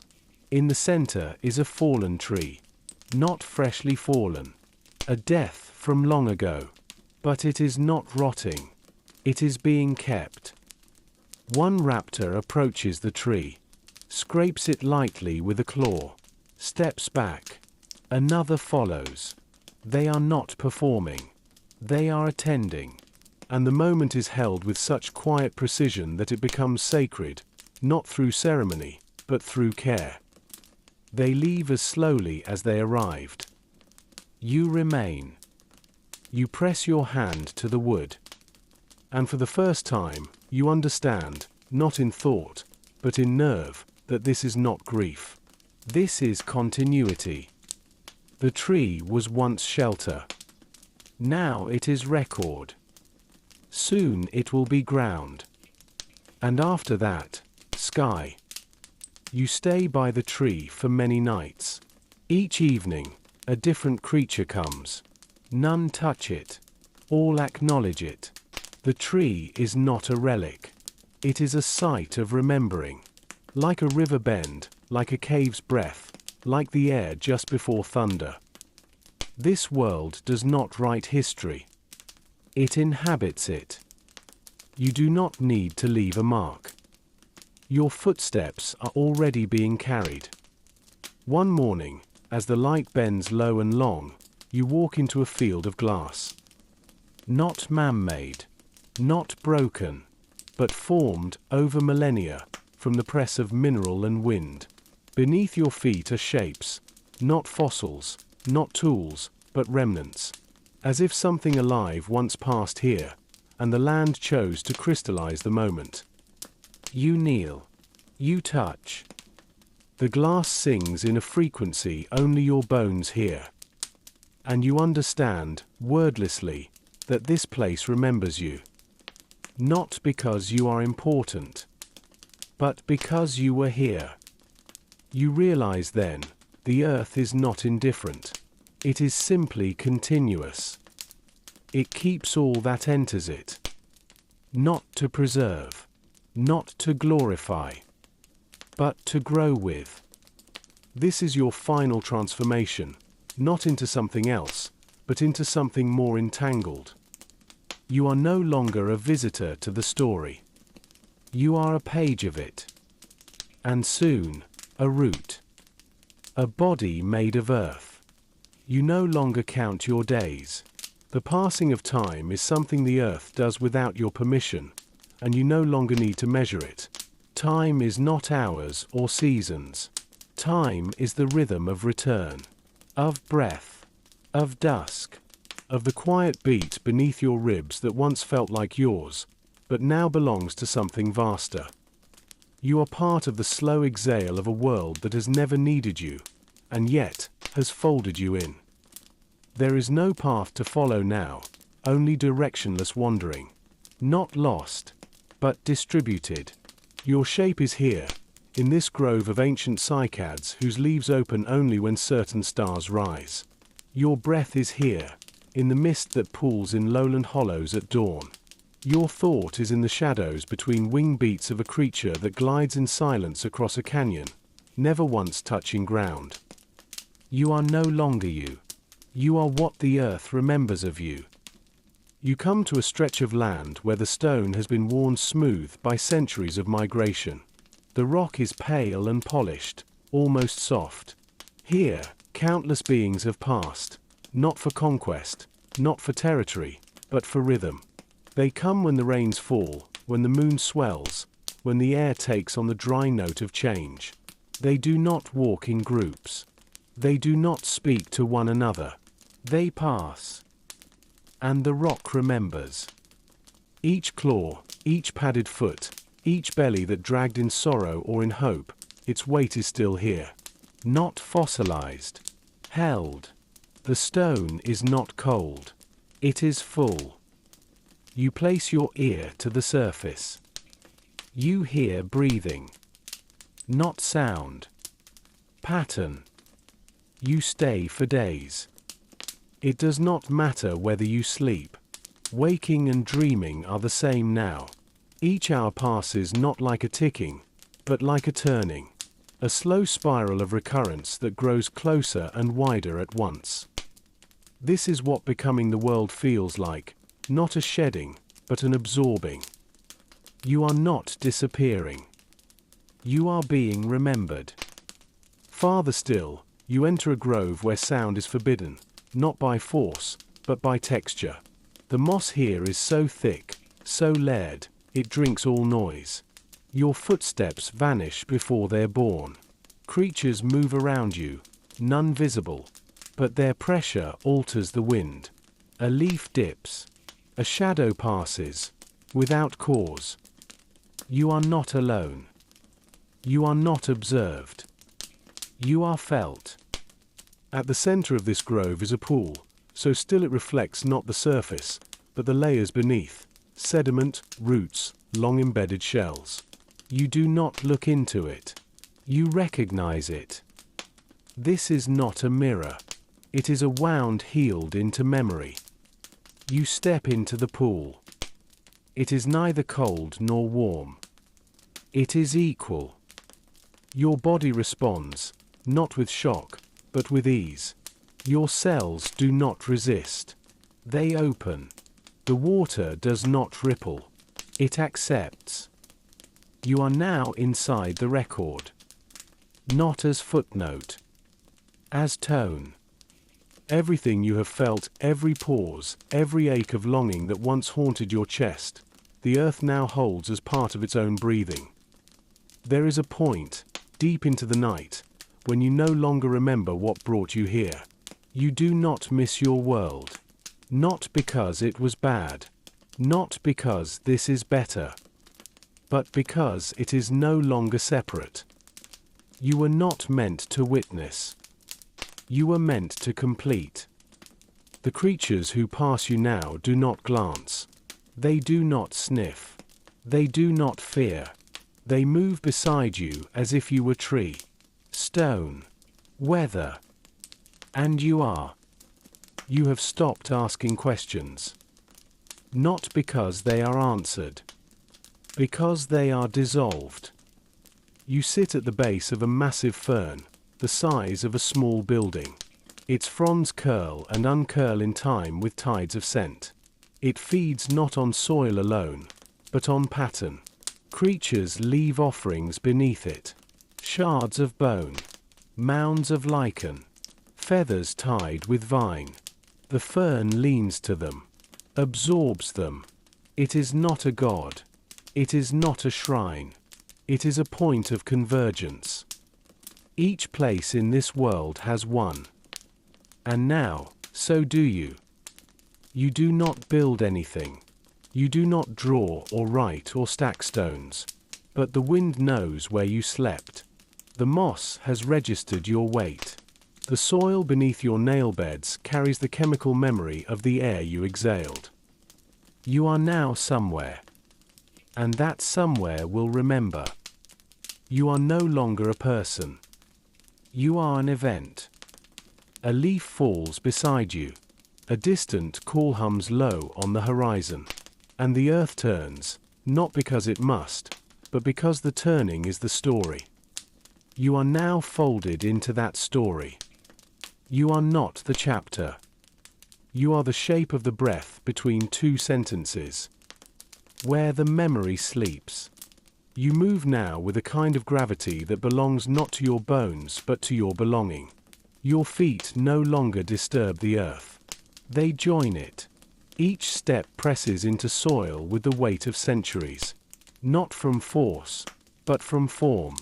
Your body is no longer just a vessel. It is geography. A subtle elevation in the land's long remembering. A wrinkle in the skin of time. Your breath is not air taken and released. It is an agreement. A covenant between you and the old winds, signed not in ink, but in stillness. You come upon a lowland forest that smells like rain even when it's dry. The trees here are not tall, but they are impossibly wide, and their trunks are fluted like the sides of great instruments. Each one hums. Each one vibrates with frequencies too low for hearing. But your body, your softened, slowed, unspeaking body, understands them. These trees do not speak to each other in language.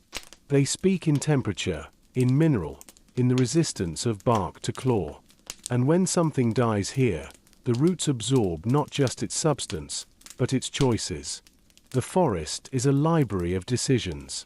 The creatures that dwell in this place are slow-moving and coated in soil and seed. They carry the forest with them, not as camouflage, but as memory. Moss grows in the grooves between their scales. Small flowers bloom behind their ears. When they rest, the land itself reaches toward them, not to claim, but to contribute.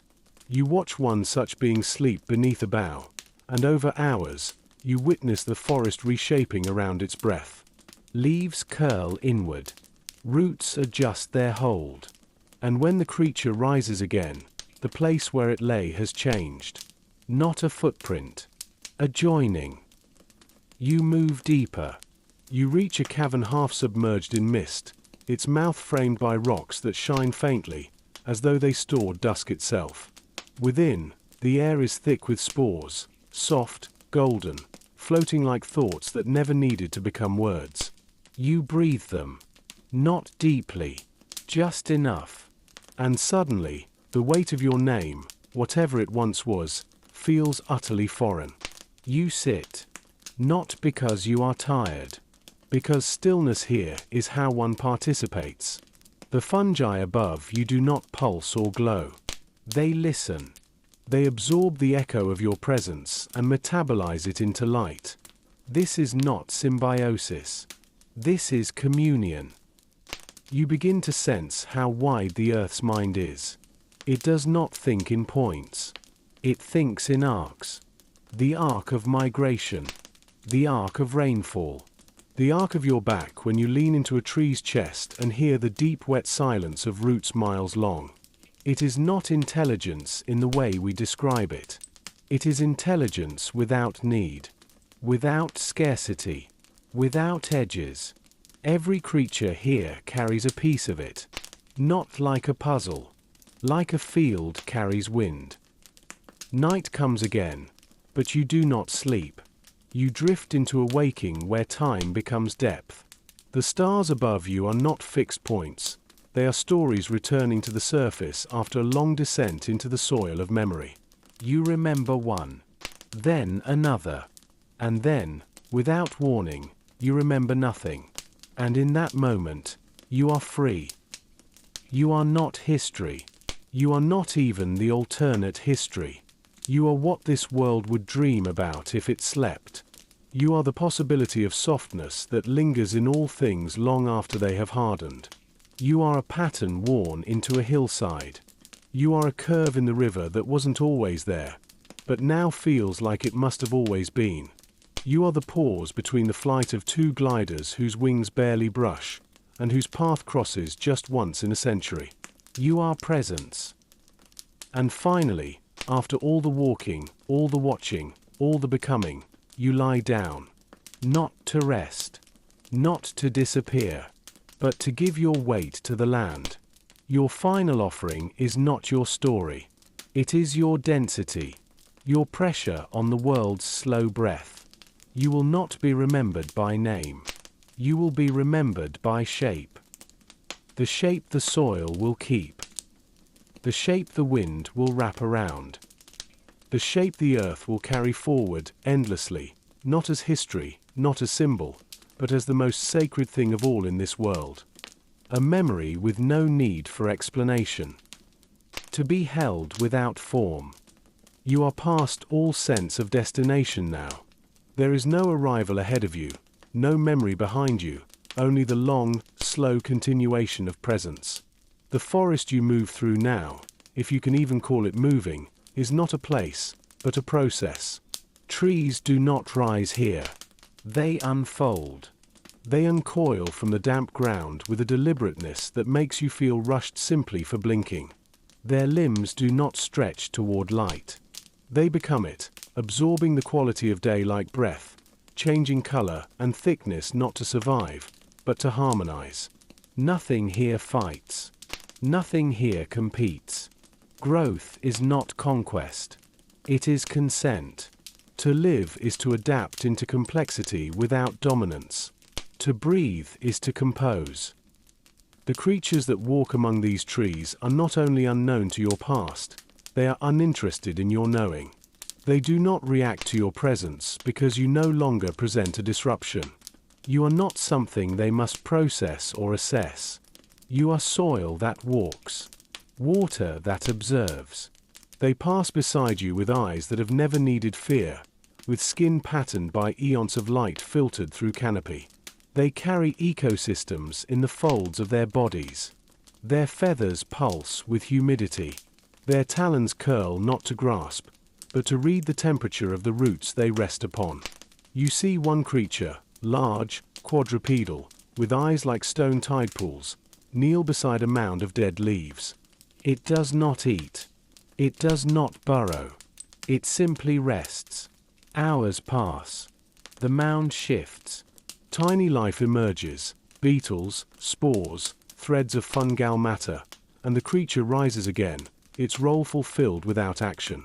It has borne witness. That is enough. The concept of intention feels primitive here.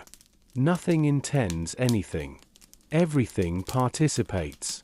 You find yourself lying beneath a massive fern whose fronds are so wide, they alter the temperature of the clearing.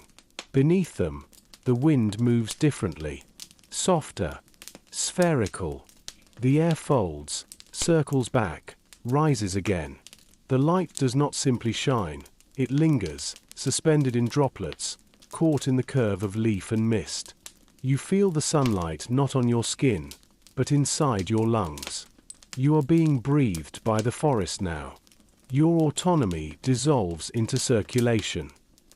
At the base of this fern is a gathering, not of animals, not of worship, a gathering of pattern.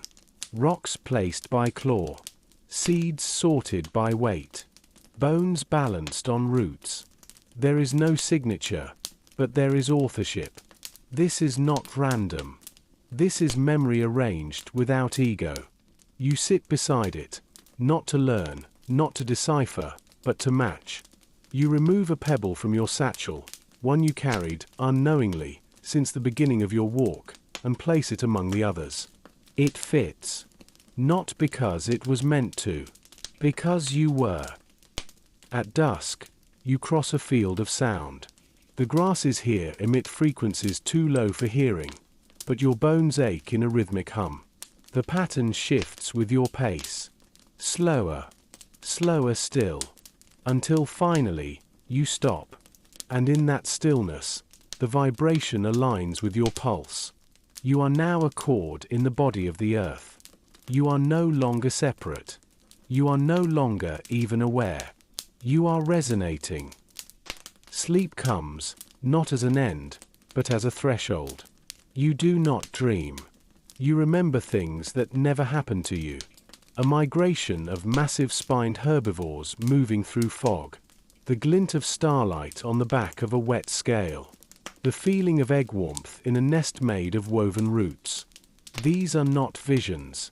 They are transfers. The world is giving you access, not because you earned it, but because you finally stopped asking. You wake not in place, but in purpose.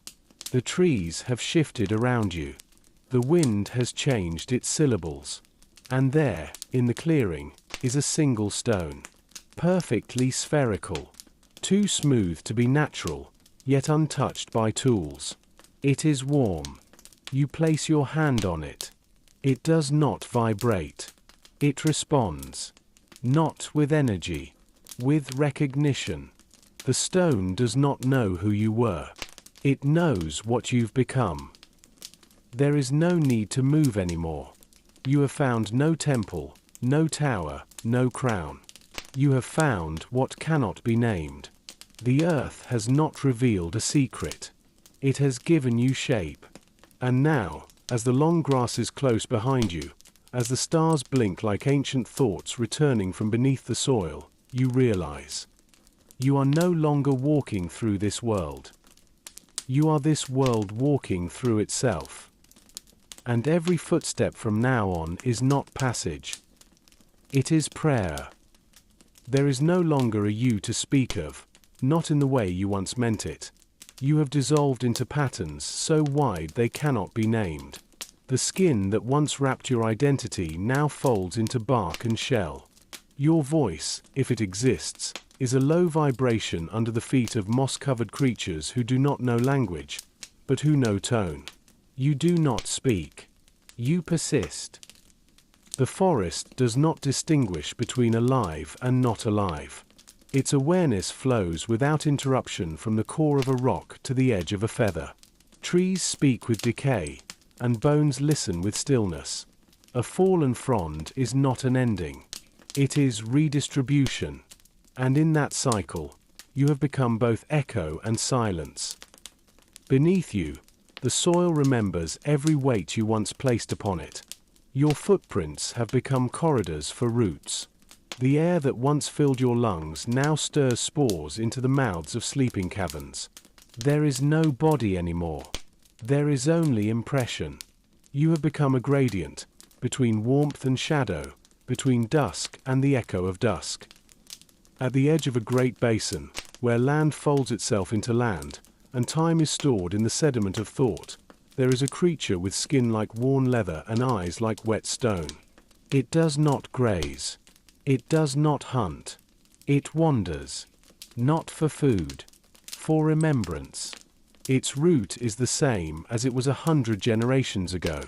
It does not forget because it never learned. Its memory is not internal. It is embedded in the bend of river it circles, in the cracked clay that carries the weight of its limbs, in the wind that thickens when it turns its head westward. You are in that wind now. Above, the sky does not change. You do. The stars flicker not because they burn, but because they breathe. You once thought the sky was distant. You now know it is through. You walk through light, through temperature, through history. There is no distance between earth and sky. There is only atmosphere, and atmosphere remembers everything. You lie down, not in surrender, not in exhaustion, but in completion. You are not returning to the ground. You are becoming its sentence. A long, breathless phrase in a language no longer spoken because it does not need to be. Around you, no creatures stir. They do not avoid you. They include you. Their movements adjust for your presence. Their calls shift key when you exhale. You have become infrastructure. Deep beneath you, there is a stone. It was once the tooth of a long-dead predator whose body collapsed during a monsoon that turned to drought, that turned to lichen, that turned to forest. The stone is smooth now, but it carries the intention of hunger. You feel it, dimly, in your spine. Not threat, just resonance. Everything here has resonance. It is how time speaks. You begin to dissolve, not into nothing, but into sequence. Your thoughts stretch longer than rivers. Your awareness moves sideways. You begin to know seasons not as temperature, but as texture. Spring is soft bark. Summer is pressure in the air. Autumn is contraction. Winter is deletion. And between all four, you. Not a bridge. A pause. Your dreams now arrive as shifts in humidity. And in those dreams, you do not see. You are seen. Not by a god. Not by watchers. By the planet. You are known. And so, the story ends. Not in death. Not in transformation. But in distribution. You are no longer listening. You are the frequency. You are no longer imagining. You are the record. You are no longer falling asleep to the world. You are what the world becomes when it dreams. And you will never wake again. Because now, you are Earth. When there is no more story. You have passed beyond even the idea of becoming. You are no longer arriving, or dissolving, or remembering. You are held. You are not alone, and yet, there is no one left to accompany. The others are not beside you. They are within. The trees no longer speak because you no longer need language. Their presence presses into your cells like water pressing into sponge. You expand. Not physically, but spatially. The very idea of where you are is obsolete. You are not here. You are what here is. The sky overhead no longer cycles. It lingers. Time hovers above the land like dew that never quite lifts, collecting along the ridges of fern fronds and the sloping scales of sleeping giants. No creature stirs from alarm. They stir from invitation. Daylight isn't an event, it's a suggestion, a shift in tone. And as that tone rises, you rise with it, not as decision, but as echo. You lie beneath a canopy whose leaves have outlived civilizations. The branches do not groan. They hum, not for you, not for each other, but because they've always hummed. You press your palm to the earth. It does not answer you. It receives you. And that reception is not personal. It is ecological. You are no longer identity. You are nutrient. You are vibration. You are carrier. You are no longer falling asleep to this world. You are the sleep it rests within. And in this long sleep, there are dreams, yes, but they are not visions. They are alignments. The twitch of an insect wing just before rainfall. The light stippled pattern that only appears beneath a specific combination of moon and pollen. A distant call, resonant, bass-heavy, vibrating through the bones of hills. These are the thoughts the world has when it forgets to remember itself. These are the thoughts you now host. You are not dreaming. You are being dreamt. What once felt like history now feels like weather, passing, returning, always reforming. There was once a creature here, massive, herbivorous, with ridged plates along its spine, that passed through this forest generation after generation. Its footprints softened into valleys. Its droppings seeded entire groves. It no longer exists. But its path remains in the way the fog moves uphill. That movement is not metaphor.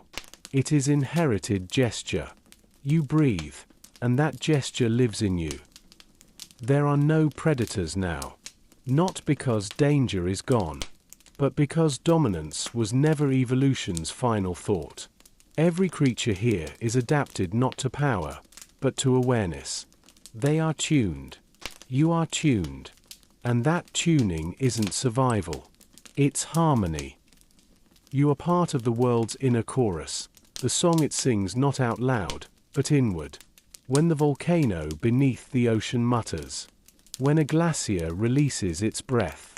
When the spores of a dying fern spark the rebirth of a forgotten canyon. You are there. Not watching. Not knowing. Being. The world does not record you. It remembers you. Not as subject. As structure. You rise, now and then, not to explore, but to complete a phrase. Un circuit. A loop left unfinished by a past season. Your feet know the path, even when the path has overgrown. You walk not toward, but within. And when you pause, you are not resting. You are punctuating. You come to a wide plain where bones lie half embedded in the soil. They are not fossilized. They are not ancient. They are simply part of the sentence. Small creatures use the hollows of the ribs to nest. Grasses grow between the vertebrae. Birds leave stones in the eye sockets, not from ritual, but from rhythm. The bones are not sacred. They are structural memory. You sit among them, not mourning, not studying, just synchronizing. You will one day be this. You already are. And so the world continues, not linearly, not cyclically, but atmospherically. You no longer breathe in oxygen. You breathe in recurrence. You are now the gentle pressure of dusk against leaf. You are the sound of wind modifying itself as it rounds your hollowed chest. You are not forgotten. You are not remembered. You are included. Forever.